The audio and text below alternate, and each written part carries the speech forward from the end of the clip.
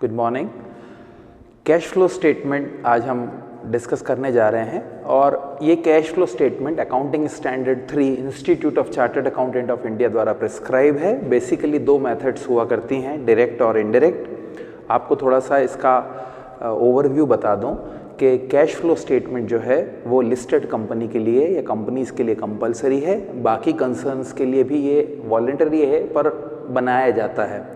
Fund flow और cash flow में basic अंतर यह है कि फंड फ्लो का कोई स्पेसिफिक फॉर्मेट नहीं है, कैश फ्लो का स्पेसिफिक फॉर्मेट है जो आईसीआई के अकाउंटिंग स्टैंडर्ड 3 से ड्रिवन है।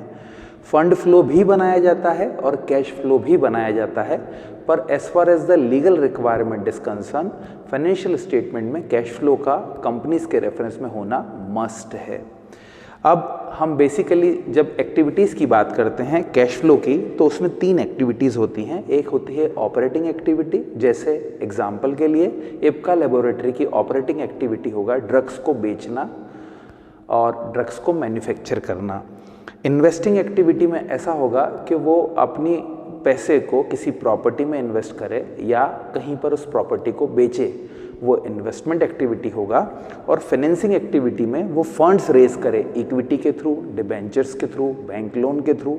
तो इस तरीके से मैंने एक कंपनी का नाम लिया कि एक कंपनी की 3 एक्टिविटीज़ हो सकती हैं, ऑपरेटिंग, फाइनेंशियल और इन्वेस्टिंग। मैं आपको आज के इस लेक्चर में जो सबसे कंक्रीट जहाँ पर जाकर प्रॉब्लम आती है उस एक्टिविटी के बारे में समझाने जा रहा हूँ। उस एक्टिविटी का नाम है ऑपरेटिंग एक्टिविटी। सबसे पहले ये समझ लीजिए, कैश फ्लो जो है बनाने की 2 विधियां हैं, डायरेक्ट मेथड और इनडायरेक्ट मेथड। ये जो एडजस्टमेंट वाला मैटर है वो इनडायरेक्ट मेथड में ही प्रेफरेबल होता है, क्योंकि डायरेक्ट मेथड में तो सारी इन्फॉर्मेशन गिवन होती है। एग्जाम पर्पस के लिए डायरेक्ट मेथड इतना रिलेवेंट नहीं है जितना कि इनडायरेक्ट। इसलिए हम आज जिस लेक्चर को लेकर आपके बीच में आए हैं उसका बेसिक टॉपिक ही यही है, calculation of cash flow, not the inflow और आउटफ्लो। कैश फ्लो में इनफ्लो भी आता है और आउटफ्लो भी आता है फ्रॉम ऑपरेटिंग एक्टिविटी। और इसका मतलब ही ये हुआ कि हम जहां डिस्कस कर रहे हैं ऐड और लेस करने वाला, तो ऑब्वियसली हमारी मेथड कौन सी होगी, इनडायरेक्ट होगी। अब इसमें कुछ फिनोमिना मैं आपको क्लियर करूं। एग्जामिनर जब आपसे इस तरह का क्वेश्चन पूछे कि पहली एक्टिविटी का, ऑपरेटिंग एक्टिविटी का फ्लो बताओ, अगर प्लस है तो इनफ्लो है, माइनस है तो आउटफ्लो है, बहने का नाम फ्लो है, कैश फ्लो कैश का मोमेंट है। 3 तरह की एक्टिविटी होती है।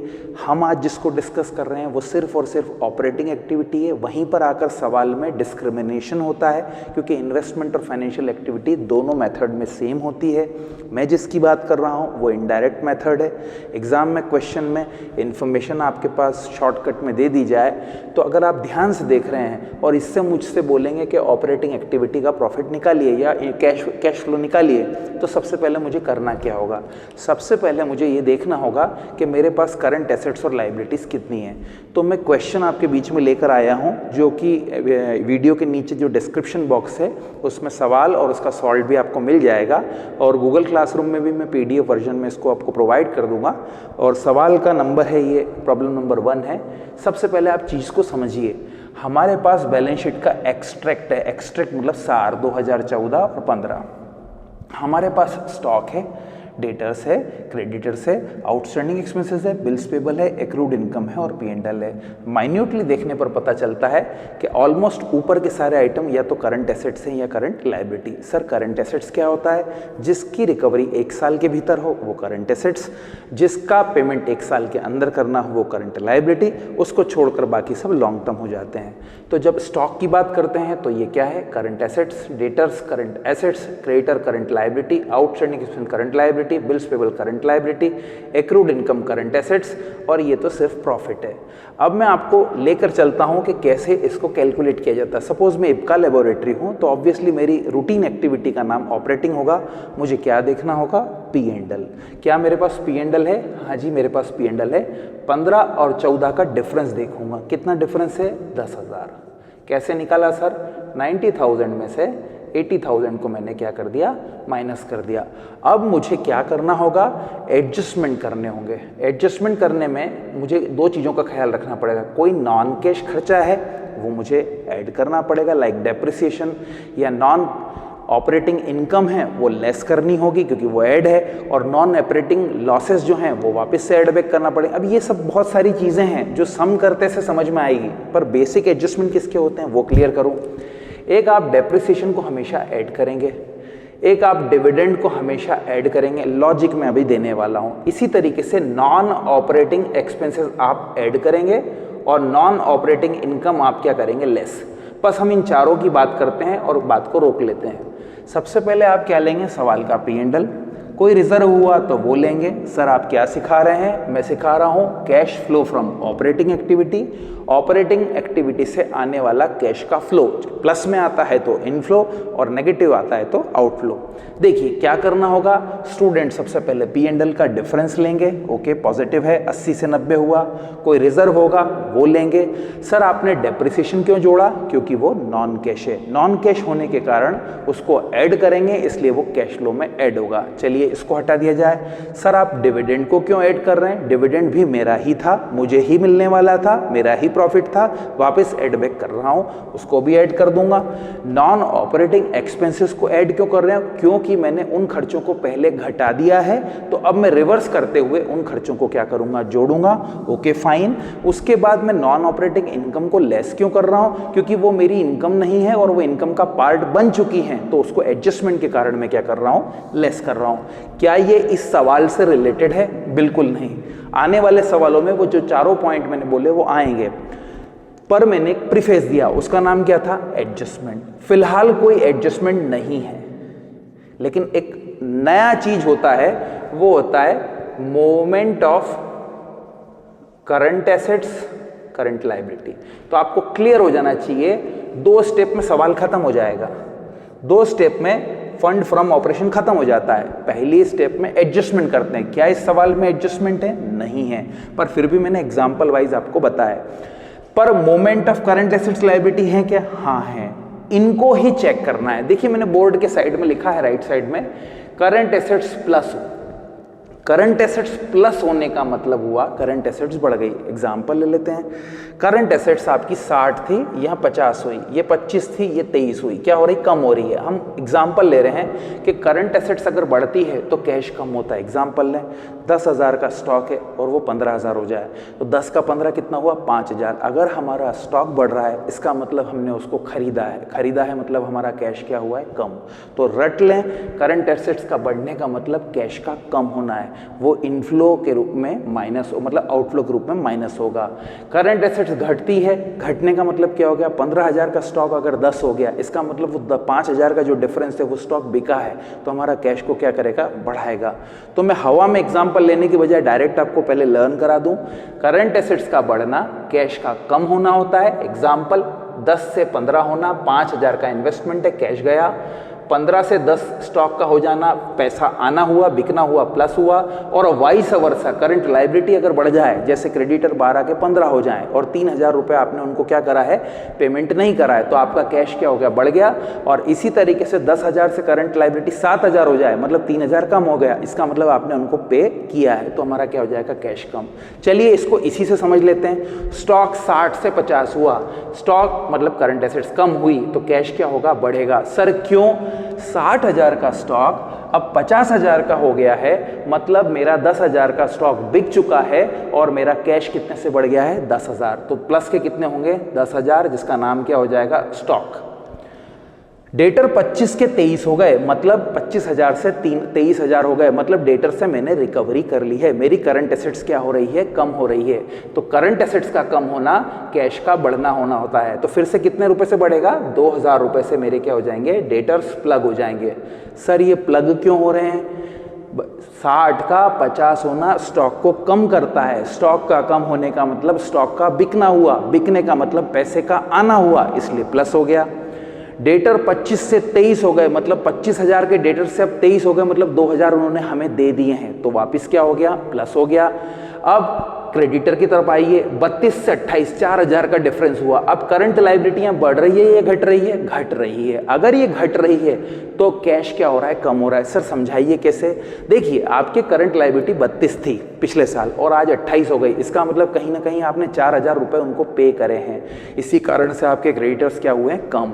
तो अगर करंट लायबिलिटी बढ़ रही है जैसे कि क्रेडिटर्स बढ़ रहा है तो आपको क्या करना पड़ेगा? अपने कैश को कम करना पड़ेगा। कितने हजार से? 4000 से। कोई आपसे पूछे माइनस क्यों करा तो बोलिएगा कि पिछले साल ये 32 था, इस साल 28 हुआ, इसका मतलब हमने 4000 उसको क्या किया है? पे किया है। सेम फंडा आउटस्टैंडिंग में लगेगा। 3500 से कितना हो गया? 4500।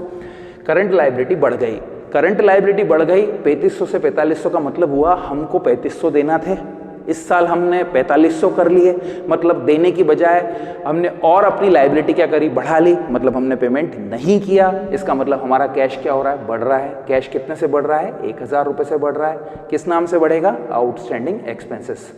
देखिए रिपीट करता हूँ, करंट एसेट्स बढ़ती है तो कैश कम होता है, करंट एसेट्स घटती है तो कैश बढ़ता है, करंट लायबिलिटी बढ़ती है तो कैश बढ़ता है और करंट लायबिलिटी कम होती है तो कैश कम होता है। कोई बच्चा अगर इसको ऐसे याद नहीं कर सके तो आप स्टैटिस्टिक्स का एक सब्जेक्ट पढ़ते हो, कोरिलेशन, उसी को समझा देता हूँ। करंट एसेट्स के साथ जो एडजस्टमेंट का है वो नेगेटिव कोरिलेशन है और करंट लायबिलिटी के साथ क्या है? पॉजिटिव। देखिए करंट लायबिलिटी यहाँ बढ़ रही है तो कैश भी बढ़ रहा है, करंट लायबिलिटी घट रही है तो कैश भी घट रहा है, करंट एसेट्स बढ़ रही है तो कैश कम हो रहा है और करंट एसेट्स घट रहा है तो कैश क्या हो रहा है? बढ़ रहा है। चलिए और एडजस्टमेंट देख लेते हैं। एक्रूड इनकम, पैसा लेना बाकी। अब एक्रूड इनकम क्या होती है? करंट एसेट्स होती है। यहाँ पर मैंने लिखा है करंट एसेट्स। क्या 8000 से कितनी हो गई? 9। 8 से 9 होने का मतलब हुआ हमारा 1000 से करंट एसेट्स बढ़ गया है। 1000 से करंट एसेट्स का बढ़ने का मतलब हुआ कैश कम हुआ। सर कैसे हुआ? आपको सामने वाले से 8000 लेना थे, अब हो गए 9000। इसका मतलब आप अच्छे से रिकवर नहीं कर पाए। 8000 का लेना 9000 हो गया, मतलब 1000 रुपये बढ़ गया। इसका मतलब कैश की रिकवरी आपने उतने से क्या की? कम। और ये करंट एसेट्स आपकी क्या हुई है? कम। तो कैश क्या होगा? देखिए ध्यान से देखिए, एक्रूड इनकम 8000 रुपये से कितना हुआ? 9000। ये क्या है आपका accrued income? Current assets. Accrued income मतलब लेना बाकी। अब 8000 की जगह आपका कितना हो गया? 9000। जरा देखिए एडजस्टमेंट में करंट एसेट्स क्या हो रहा है? बढ़ रहा है। तो कैश क्या हो रहा है? कम। सर समझ में नहीं आया, फिर से रिपीट कीजिए। पिछले साल आपको लेना कितने थे? 8, इस साल बढ़ के कितने हो गए? 9। अगर ये बढ़ गए हैं इसका मतलब आप रिकवर नहीं कर पाए, रिकवर नहीं कर पाए मतलब कैश की रिकवरी उतने ही रुपए से क्या हुई है? कम हुई है। इसलिए 1000 रुपये से आपको क्या करना पड़ेगा? लेस करना पड़ेगा एक्रूड इनकम को। एक एग्जाम्पल और ले लीजिए। सपोज ये 7000 से 9000 हो जाता, सॉरी 8000 से ये 7000 हो जाता, तो 8 से 7 होता, इसका मतलब 1000 रुपये कम हुआ है, मतलब रिकवरी हो गई। तो वो क्या आइटम हो जाता? प्लस का होता। पर चूंकि यहाँ पर वो बढ़ रहा है और फिर वही फिलॉसफी है, रट के जाइए, करंट एसेट्स बढ़ता है तो कैश आपका बढ़ेगा, घटेगा, सॉरी करंट एसेट्स घटता है तो कैश बढ़ेगा। इसका मतलब ये कौन सा कोरिलेशन है? नेगेटिव कोरिलेशन है। और पॉजिटिव कौन सा है? करंट लायबिलिटी बढ़े तो कैश बढ़े और करंट लायबिलिटी घटे तो कैश क्या होगा? घटेगा। ये जिसको फिलॉसफी क्लियर हो गई उसको सवाल में कभी दिक्कत नहीं आएगी। क्या हमने एडजस्टमेंट कर दिए? हाँ जी, देख लेते हैं। स्टॉक का हो गया, डेटर्स हो गया, क्रेडिटर्स हो गया, आउटस्टैंडिंग हो गया, बिल्स पेबल हो गया। बिल्स पेबल रह गया है, उसको भी देख लेते हैं। बिल्स पेबल 35000 का 22000 हुआ, 13000 का फर्क है। क्या बढ़ा के घटा? घटा। करंट लायबिलिटी घट गई तो कैश भी कम हो जाएगा। कैसे कम होगा उसका लॉजिक देता हूं मैं आपको। बिल्स पेबल से 13000 से माइनस कीजिए। सर समझाइए। आपके बिल थे 35000 के, सामने वाले को देना थे, अब बचे कितने? 22। तो 35 की चीज अगर 22 हो गई है इसका मतलब आपने 13000 उनको क्या कर दिया है? पे कर दिया है। पे कर दिया है मतलब आपका कैश क्या हो गया है? कम। इस तरीके से आपको ये एडजस्टमेंट करने। 10 में जोड़ दीजिए 2, 12, 1 13 और बाकी 3 आइटम जो हैं वो माइनस के हैं। 13 और 1 14, 14 4 18 और ऊपर पॉजिटिव है। मैं पॉजिटिव नेगेटिव के साइन लगा देता हूँ। P&L प्लस हो रहा है। इस प्लस में 10000 में 10000, 2000, 1000 जोड़ दीजिए। और नेगेटिव कौन कौन है? -4000, -1000 और -13000। जब आप कैलकुलेटर पे कैलकुलेट करेंगे तो फिगर निकल के आएगा 5000 रुपये। ये क्या कहलाएगा? Fund from operation. इसको रिपीट कर देता हूँ। हमें बोला गया फंड फ्रॉम ऑपरेशन निकालिए, तो स्टूडेंट्स को चाहिए P&L का फिगर ले, दो तरह की चीज़ करे, एक एडजस्टमेंट करे, वो इसमें नहीं है, एक मोमेंट ऑफ करंट एसेट्स और करंट लायबिलिटी करे। Moment of current assets liability में मैं बता चुका हूँ, स्टॉक बढ़ने पर क्या होगा, स्टॉक घटने पर क्या होगा, वो एडजस्टमेंट रिपीट करने से नहीं होगा, आपको उसको लर्न करना पड़ेगा। और जब आप याद रखेंगे कि करंट एसेट्स, अच्छा कभी याद नहीं हो रहा हो तो एक सिंपल लॉजिक हमेशा याद रखें कि मेरे पास 10 रुपये का स्टॉक था, वो 15 रुपये हो गया, इसका मतलब मैंने 5 रुपये का स्टॉक और ज़्यादा खरीद लिया मतलब मेरा कैश क्या हो गया, कम हो गया। ऐसे याद कर लें, मेरे पास स्टॉक 15 रुपये का था, अब 10 का बचा, मतलब मैंने 5 का स्टॉक बेच दिया तो मेरा कैश प्लस हो गया। इस तरीके से आप जब याद करेंगे तो प्लस माइनस का एडजस्टमेंट होगा। Last but not the least, cash flow statement की पहली एक्टिविटी मैंने सिखाई, उसमें मैं जिस्ट दे रहा हूँ, आपको स्टेटमेंट दे दिया जाएगा, P&L दे दिया जाएगा, आपको एडजस्टमेंट भी दिए जाएंगे, उन एडजस्टमेंट के साथ प्लस माइनस करना है, उसके ठीक नीचे आपको मोमेंट ऑफ करंट एसेट्स और लायबिलिटी करना है, जो कि हमने इस सवाल में डिस्कस करा है। और फाइनल आंसर कितना आया, 5000। बीकॉम, BBA, MBA में कैलकुलेटर परमिटेड होता है। आप कैलकुलेटर से जब कैलकुलेट करेंगे 10 + 10 + 2000 + 1000, फिर माइनस करके 4, 1 और 13, तो रिजल्ट कितना आएगा, 5000। इसको बोलेंगे फंड्स फ्रॉम ऑपरेशन। आप इसकी प्रैक्टिस कीजिएगा, मैं इसी तरह का एक सवाल कल और कराऊंगा। I hope you will find it very useful. Thank you very much.